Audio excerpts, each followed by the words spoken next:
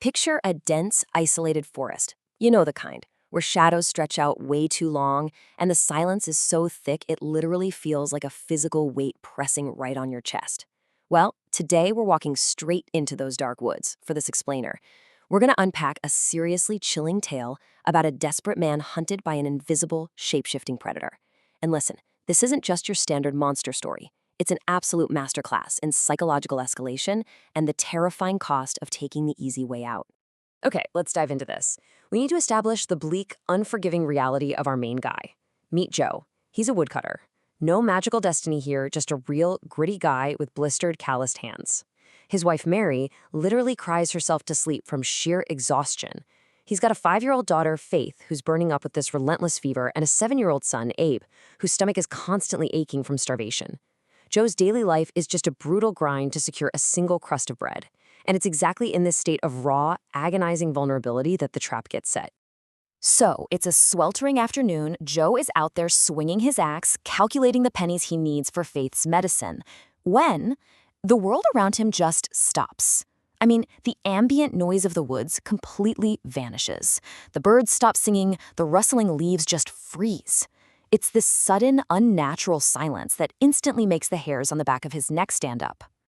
Then the temperature just plummets. A bone-chilling cold creeps into the air, which makes absolutely no sense under the afternoon sun. Joe slowly lowers his axe. His breath is suddenly visible in the frigid air. And you know that feeling, that heavy, suffocating sensation that you're being watched by something you can't see? He feels that, right down to his bones. He slowly turns around. Standing right there in the absolute stillness is an old man. But guys, there is absolutely nothing warm or grandfatherly about him. This guy has a twisted spine, deeply wrinkled skin, and eyes that are, well, they're utterly terrifying, completely devoid of life or warmth. They're just hollow, dead eyes, like deep, cold black wells. And when he speaks, his voice sounds like it's echoing up from the bottom of a dark abyss. Now, the old man knows Joe's name. He knows his pain. He zeroes right in on Joe's desperation, whispering these promises of a life with no more hunger.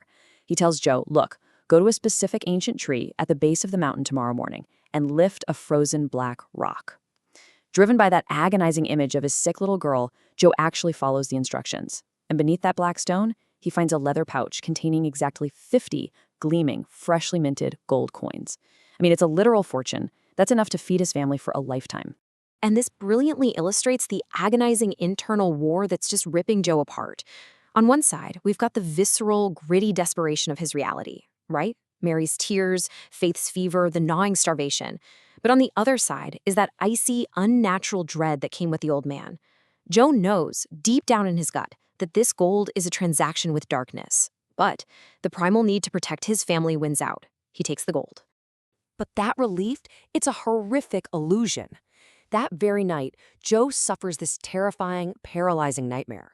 In the dream, the old man reveals his true form, a towering, monstrous demon with skin like fire and eyes burning like red coals, letting out a laugh that shakes Joe to his very core.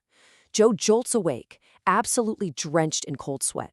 He scrambles in the dark for that leather pouch. He tears it open, only to find the gleaming coins have transformed into heavy, completely worthless black rocks. It was a trap. The devil has literally entered his home. Let's move along and see how this builds, because this predator doesn't just stop at one trick. The psychological escalation here is suffocating. The devil starts shape-shifting to systematically destroy Joe's world. By week 2, he takes the form of a charismatic merchant, completely scamming Joe's gullible buddy Kevin out of his life savings, leaving Kevin totally ruined. By week 3, he's planting these vicious rumors in the village, isolating Joe, making everyone think the woodcutter is into dark magic. But by month 1, the predator crosses the ultimate line. Chapter 1: The Darkest Night, The Hunt for Abe. The tension just explodes in the dead of night. Joe and Mary wake up to this freezing draft of air. They check the kids' room. Faith is there in bed, but 7-year-old Abe's bed is completely empty. The door to the outside is wide open, just swinging in the wind. Pure panic sets in. Joe grabs a trembling, flickering lantern and just sprints into the pitch-black woods. His heart is hammering against his ribs. Thorns are tearing at his clothes. Rocks are cutting his feet. The darkness literally feels alive, pressing in on him from all sides. He's sweating, shaking, and just screaming his son's name into the black void. Finally, deep in the woods, his lantern catches a small, huddled figure. It's little Abe, shivering under this massive, twisted tree, just crying in pure terror. Joe falls to his knees and grabs his son. And Abe tells him that a nice uncle had lured him outside, promising hidden golden toys if he just walked quietly into the dark. Think about that. The monster wasn't just playing mind games anymore. It was closing in for the kill. Chapter 2. The Devil in Disguise. The Ultimate Deception. At this point, the devil's attacks turn into a full-on siege. He manipulates a powerful local landlord into falsely accusing Joe of stealing, which gets the woodcutter legally banned from the forest. Joe's sole source of income is completely severed. The family is pushed to the absolute brink of starvation. So exhausted, emotionally battered, and totally out of options, Joe ventures to the edge of the woods one last time. And right there, the devil plays his absolute masterpiece. Joe encounters a man dressed in pristine white robes, holding prayer beads with a mark of devotion on his forehead. He looks exactly like a savior. The man speaks with this comforting warmth, telling Joe he knows all about his immense suffering and offers him a special amulet, a supposed shortcut to protection and wealth.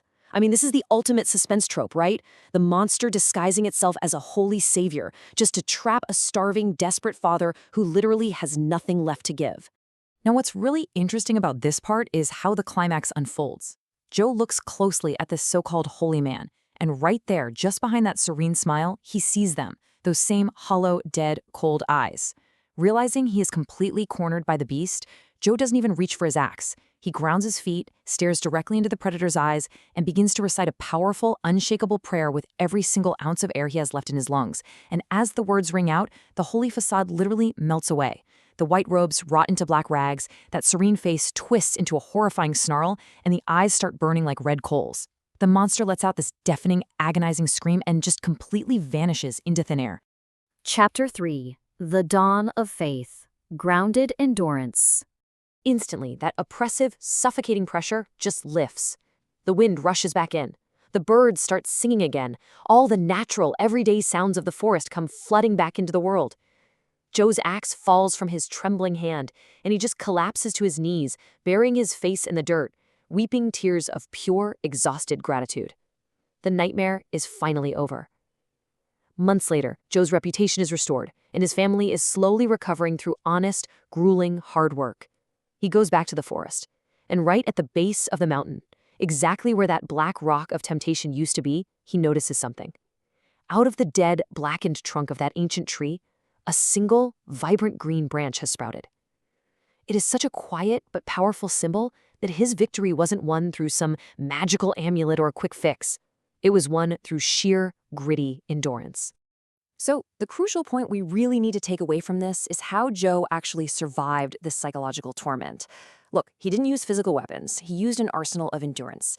He used unshakable prayer to anchor his mind, constant remembrance to avoid getting lured by those crazy illusions. He used grounded patience when starvation tested his absolute limits. He sought out good company and wise counsel rather than just suffering in isolation.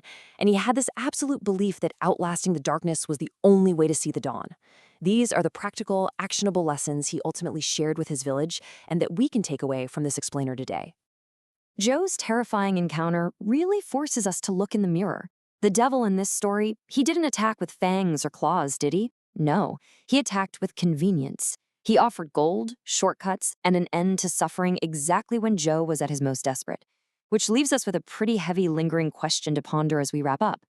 When the easiest path suddenly opens up right before you in your darkest, most vulnerable hour, what is the true cost of taking it?